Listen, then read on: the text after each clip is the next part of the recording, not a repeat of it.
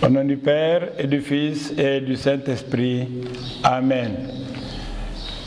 Frères et sœurs, chers amis spectateurs d'Ave Maria TV, chers abonnés, salut. Nous célébrons aujourd'hui le 3e dimanche du Carême et nous continuons notre marche vers Pâques en posant nos pas sur les pas de Jésus. Je voudrais que nous méditions ensemble l'évangile qui nous est proposé aujourd'hui, qui nous parle de mort accidentelle ou de mort subite.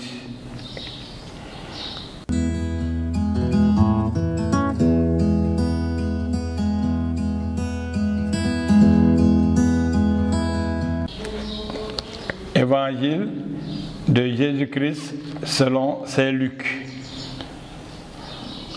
Un jour, des gens vinrent rapporter à Jésus l'affaire des Galiléens que Pilate avait fait massacrer pendant qu'ils offraient un sacrifice. Jésus leur répondit: pensez-vous que ces Galiléens étaient de plus grands pécheurs que tous les autres Galiléens pour avoir subi un tel sort? Eh bien non, je vous le dis. Et si vous ne vous convertissez pas, vous périrez tous comme eux. Et ces 18 personnes tuées par la chute de la tour de Siloé, pensez-vous qu'elles étaient plus coupables que tous les autres habitants de Jérusalem? Eh bien non, je vous le dis. Et si vous ne vous convertissez pas, vous périrez tous de la même manière. Jésus leur disait encore cette parabole. Un homme avait un figuier planté dans sa vigne. Il vint chercher du fruit sur ce figuier et n'en trouva pas. Il dit alors au vigneron: voilà 3 ans que je viens chercher du fruit sur ce figuier et je n'en trouve pas. Coupe-le. À quoi bon le laisser épuiser le sol? Mais le vigneron lui répondit: Seigneur, laisse-les encore cette année, le temps que je bêche autour pour y mettre du fumier. Peut-être donnera-t-il du fruit à l'avenir, sinon tu le couperas. Acclamons la parole de Dieu. Louange et gloire à toi, Seigneur Jésus.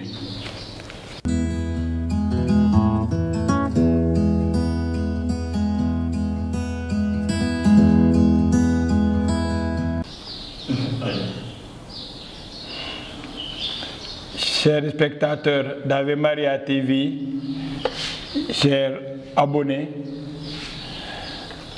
nous venons de lire un évangile certainement difficile à comprendre.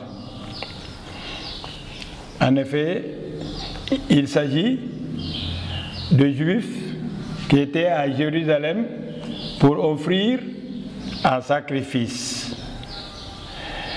Et Pilate, croyant que c'était là une amette des révoltés qui voulaient certainement s'en prendre à son royaume, a envoyé des soldats qui ont massacré ces innocents qui n'étaient venus là que pour un sacrifice. Et puis nous avons entendu la suite de la tour de Siloé qui a fait massacrer aussi, qui a tué 18 personnes. Un peu comme ce qui est arrivé ces jours-ci en Côte d'Ivoire, puisqu'il y a eu 2 étages également qui sont tombés, faisant également des morts.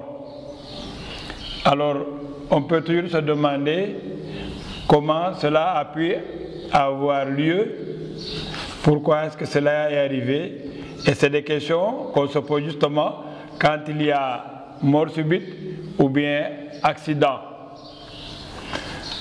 Alors ce que Jésus veut nous dire, c'est que ça ne sert à rien de spéculer pour savoir comment est-ce que Dieu a pu laisser faire ou bien quelles sont les causes profondes de cet accident. Mais Jésus nous invite plutôt, durant tout ce carême, à nous convertir, à changer notre vie. Et c'est pour cela que dans l'évangile que nous avons entendu, il est revenu 2 fois sur ce mot, convertissez-vous, sinon vous périrez comme eux. Effectivement, pour Jésus, c'est le plus important, puisque quelque part, nous sommes tous des condamnés à mort. D'autant plus que nous ne savons à quel moment doit arriver ce jour. D'ailleurs, dans un autre passage, il dit que ça peut venir comme un voleur. Le voleur n'avertit pas. Et l'image que Jésus nous a donnée, c'est ce figuier qui ne donne rien. Le vigneron était prêt même à le couper, mais c'est le vigneron lui-même qui va demander à ce qu'on le laisse encore une année, le temps de bêcher tout autour, pour qu'il donne. Une manière donc de dire que Dieu aussi est patient et que pendant tout ce temps qui nous est imparti pour vivre encore, nous devons changer notre façon de vivre. Alors, la première façon de vivre déjà, c'est que les maçons doivent bien se former et effectivement faire comme il se doit le travail qui s'y est. En construisant un bâtiment, il faut aussi que le gouvernement, surtout un grand bâtiment, puisse aussi le contrôler pour qu'il n'y ait pas beaucoup d'accidents, comme c'est arrivé en Côte d'Ivoire, mais ça arrive aussi dans d'autres pays. Il semble qu'il y a des entrepreneurs qui ne sont pas formés, qui se forment dans le tas et qui ont ce courage d'agir de la sorte. Je connais même un qui faisait du sous-douanement, c'est-à-dire il ne connaissait rien en bâtiment, mais il appelait d'autres architectes qui faisaient n'importe quoi, et voilà que des accidents peuvent venir. Si bien que, quelque part, comptant sur les causes secondes, ça peut être de la faute des hommes que ces accidents arrivent par négligence. Et nous sommes très négligents, même dans d'autres domaines, pour entraîner la mort des autres. Alors je pense que c'est comme cela aussi qu'il faut réagir, que si on est négligent quelque part, quel que soit son travail, il nous faut nous ressaisir pour nous convertir à bien faire notre service, à bien faire le travail qui nous est confié. Et puis l'autre conversion, c'est qu'avant de taxer quelqu'un de faire ceci ou cela, de menacer notre vie, il nous faut effectivement bien vérifier. Ici, Pilate n'avait pas vérifié, et c'est ainsi donc qu'il a fait massacrer ces Galiléens qui étaient venus dans le temple rien que pour offrir un sacrifice. Et puis maintenant, c'est le temps de carême. Chacun doit pouvoir se demander où bêcher pour que son figuier puisse porter du fruit également. Alors il y en a, ce sera peut-être en donnant l'aumône, d'autres en priant un peu plus davantage, d'autres en essayant de vivre la fraternité, puisque les évêques du Sénégal nous demandent de vivre comme des frères et sœurs dans le monde. D'autres, ça peut être aussi en conduisant comme il faut leur machine, etc., etc. Alors, pour terminer, je m'en vais vous faire cette prière. Frères et sœurs, je m'en vais formuler cette prière en notre faveur à tous. Seigneur, tu es la source de toute bonté. C'est pourquoi on ne peut vous incriminer quand il y a des accidents, puisque vous êtes la cause première, qui laisse aussi agir les causes secondes.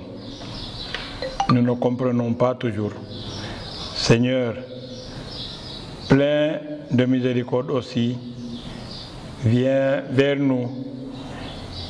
Tu nous as dit comment guérir du péché qui nous amène à des négligences coupables, qui nous amène à des accidents qu'on aurait pu éviter par le jeûne aussi, par la prière et le partage. Donne-nous les grâces de la vraie conversion. Écoute l'aveu de notre faiblesse. Nous avons conscience de nos fautes patiemment, comme le vigneron de l'Évangile. Relève-nous avec amour. Par Jésus-Christ, ton Fils, notre Seigneur et notre Dieu, qui vit et règne avec toi dans l'unité du Saint-Esprit, car il est venu nous révéler ton projet aujourd'hui et pour les siècles des siècles. Amen.